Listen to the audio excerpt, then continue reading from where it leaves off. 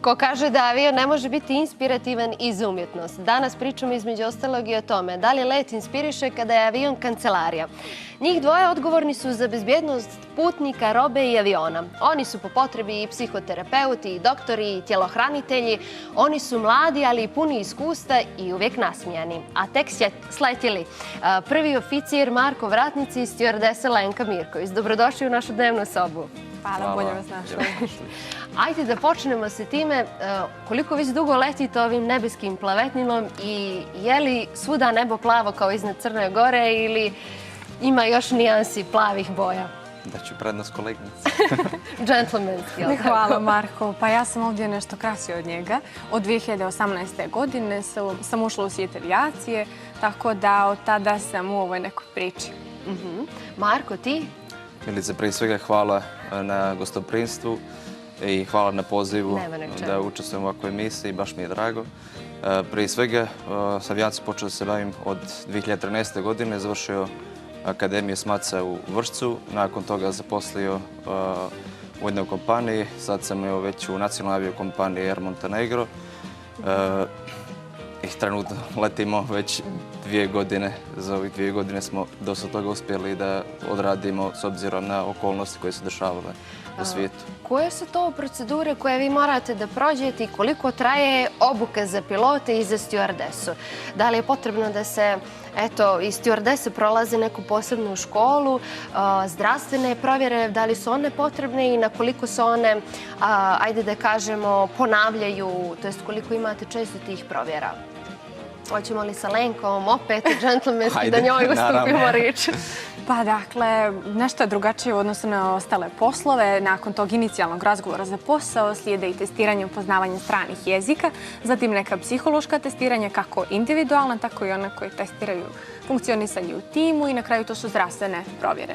Nakon toga, te završene faze, onda slijedi obuka, to jeste kurs, koja se sastoji od nekoliko predmeta, prije svega upoznavanje sa samom avijacijom, konkretno sticanje znanja i vještina za određeni tip vazduhoplova, rad i vještine koje se tiču samog posla, zatim prva pomoć koja se tiče pružanja putnicima u sklopu vazduhoplovne medicine i na kraju... Znači, ako se ja onesvistim ovdje, da ćete mi prvu pomoć. Tako je, bez brige. To sve što ste nabrajali nekako izgleda kompleksno, složeno. Da li je teško, da li je naporno i koliko ste vi to lično brzo savladali? Pa znate kako, s obzirom da kažu ono, kad čovjek nešto voli, onda to za njega i nije posao. Tako ja smatram isto svoj poziv i pored svega to je neki dio mog hobija. Tako da ja ujutro kad se budim jedan posao, ja se tome radujem. Stvarno se radujem. Tako da, kažem, za mene to jest izazov. Dolazim u jako stresnim situacijama koje mi sve bezbjedno izrašavamo, što je nama najbitnije bezbjednost i udobnost naših putnika, pa onda sve ostalo, naravno. Eto, hoćete li nam opisati vaš dan? Kad on počinje? Da li je to 5 sati ili je ta kazaljka mnogo ranije nekad se kreće? Pa dobro, evo ja ću već kazati da sam ja upravo sletio. Znači nisam pogrišila se najavu. Tako je. Jutros je moj dan počeo u 5 sati. Nakon toga, naravno, spremanje za posao, prevoz. Uvijek moram biti sat vremena prije leta, odnosno prije planiranog polijetanja. Međutim sam u briefing sobi gdje se, da kažem, poznajemo sa procedurama i šta su glavne naše dnevne obaveze. I nakon toga kreće se na let, obavlja se naš, da kažem, primarni dio posla. Pomenuo si briefing. Ja sam čula da se na tom briefingu daju neke tajne šifre ili kodovi. Zašto se daju te tajne šifre ili kodovi?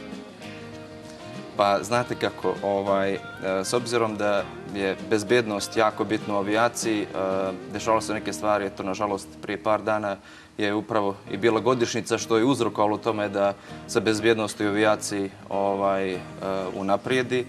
Tako da, kažem vam, postoje kodovi određeni za pristup sami u kokpitu i pri svakom ulazu u kokpitu, u tom slučaju stjuardesa ili perserka je dužna da kaže određenu loziku da bi mogla da uđe, odnosno da pristupi kokpitu. Ko ne zna lozinku, ne otvaraju se Sizifov. Tako je. Tako je. Dobro, kako održavate red u kabini? Eto, malo čas si ti, Marko, pomenuo da su se dešavale neke nepredviđene, neprijatne situacije. Lenka, pretpostavljam da kad uđete u avion, ti sa koleginicama u kabini si zadužena, jel tako, za smještanje putnika, ali i za sve ostalo. Koliko se razlikuju generalno te procedure za vas kao kabinsko osoblje i za obične građane? Od momenta ulaska u terminalnu zgradu do momenta ulaska u avion. U suštini prilično su slične. Mi prolazimo isto što i prolaze ostali građani, ali kad uđemo u avion, naravno prije ulaska putnika, dužni smo da obezbijedimo sigurnost avionske opreme i da pripremimo avionsku kabinu za sami dolazak putnika. Onda, kao što si sama rekla, kreće boarding, odnosno ukrcavanje putnika i kao što svi znaju, onda je stewardesa dužna da vrši određenu asistenciju ukoliko je to neophodno prilikom organizacije prtljaga i eventualno nekih specifičnih potreba uslova koji su neophodni putnicima. Demonstracija je ono pokazivanje rukama. Šta to konkretno vi pokazujete? To je ta avionska oprema koju sam malo čas spomenula. U suštini to je pojas za vezivanje, kiseonička maska, izlozi u slučaju vanredne situacije, odnosno evakuacije i na kraju to je prsluk za spasavanje u slučaju prinudnog slijetanja na vodu. Čuli smo kako putuju Crnogorci, a eto iz iskustva, iz prakse i iz aviona. Ko su vaši najčešći putnici? Koja kategorija ljudi? Da li su to baš i penzioneri, i mladi, i djeca? I kako se generalno nosite sa punim avionom? Pa generalno u zavisnosti od destinacije razlikuju se i putnici. Nekad su to neki stariji ljudi, nekad su to porodice, a nekad su i mladi parovi. Dešava se da neko sam pođe na putovanje, tako da nema nikakvih pravila. Imate li vi destinacije koje više, koje manje volite i zašto je to baš tako? Zašto se odlučujete baš za neku destinaciju? Pa dobro, ovako kao da kažem, kad sam na poslu, onda volim da radim Beograd, Ljubljanu. To su moje omiljene dvije destinacije. U kratkom se završa. A kao putnik, pa dosta toga još treba istražiti.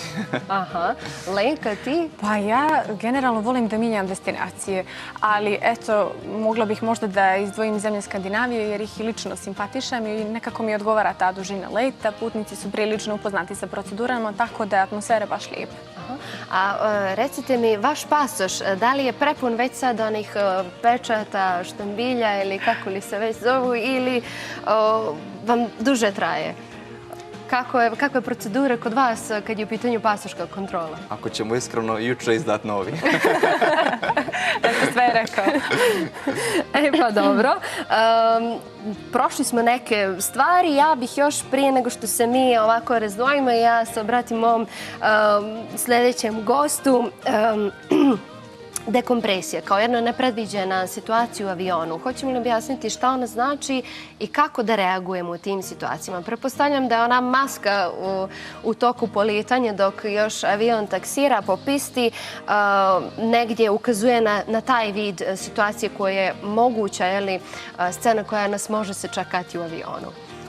Pa znate, kod dekompresije konkretno to je nagli gubitak pritiska u avionu. Avion kad popne na nekoj visini, on zadržava pritisak na određenoj nadmorskoj visini.